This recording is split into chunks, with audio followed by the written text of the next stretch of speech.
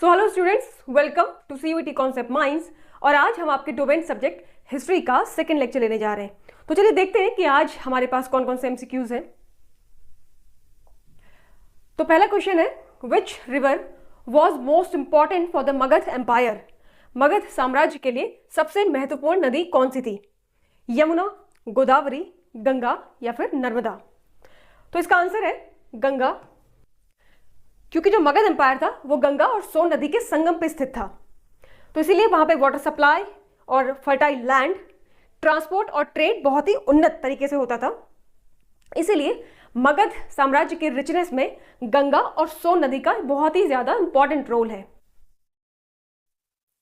Next question है हमारे पास, which Mahajanapada followed a republican form of government?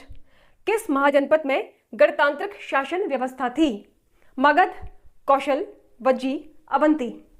तो इसका आंसर है वज्जी। वज्जी, मल्ल, कुरु, कंबोज और शाक्य, इन सब में गणतांत्रिक व्यवस्था थी, यानी कि रिपब्लिकन। और जो मगध, कौशल और अवंती है, इन सब में मोनार्की थी, यानी कि राजा का शासन हुआ करता था। आपका नेक्स्ट क्वेश्चन है, द टर्म भागा रेफर टू? भाग शब्द का प्रयोग किसके लिए होता था? Forced labour, religious tax, share of produce tax या फिर ट्रेड ड्यूटी? बेगार, धार्मिक कर, उपज का हिस्सा कर के रूप में या फिर व्यापार कर? इसका आंसर है शेयर ऑफ प्रोड्यूस टैक्स। ठीक है, एंशियंट इंडिया में जो किसान होता था उसको अपनी उपज का 1/6वां भाग राजा को कर के रूप में देना पड़ता था। ओके, आपका नेक्स्ट क्वेश्चन है, which dynasty was overthrown by the Mauryas? मौर्यों ने किस वंश को अपदस्थ किया? शुंगाज, हर्यंक, नंद या फिर कण्व? तो इसका आंसर है नंद वंश। ठीक है, सबसे पहले आता है हर्यक वंश, फिर आता है नाग वंश, शिशुनाग वाला, उसके बाद आता है नंद वंश जिसका आखिरी जो शासक था वो घनानंद था, उसके बाद आता है मौर्याज। ठीक है, तो हर्यक, नाग, नंद, मौर्याज। नेक्स्ट क्वेश्चन है, Megasthenes was the ambassador of? Megasthenes किस देश का राजदूत था? रोम, ग्रीस, पर्शिया, सीरिया? तो जो मेगास्थनीज सर थे वो ग्रीस के एम्बेसडर थे। ग्रीस का जो राजा था सेल्यूकस निकेटर, ये उसके एम्बेसडर थे। ठीक है, और बाद में चंद्रगुप्त मौर्य ने सेल्यूकस निकेटर की जो बेटी थी उनसे विवाह कर लिया था। नेक्स्ट क्वेश्चन है, the capital of Magadh under the Maurya was? Maurya काल में मगध की राजधानी क्या थी? राजगिर, वैशाली, पाटलिपुत्रा या फिर उज्जैन? तो मौर्यों के टाइम पे जो मगध की राजधानी थी वो थी पाटलिपुत्र, और इससे पहले मगध की राजधानी थी राजगिर।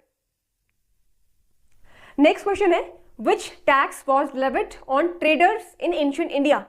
प्राचीन भारत में व्यापारियों पर कौन सा कर लगाया जाता था? बलि, कर, शुल्क, भाग? इसका आंसर है शुल्क, जो कि एज अ कस्टम ड्यूटी लगाया जाता था।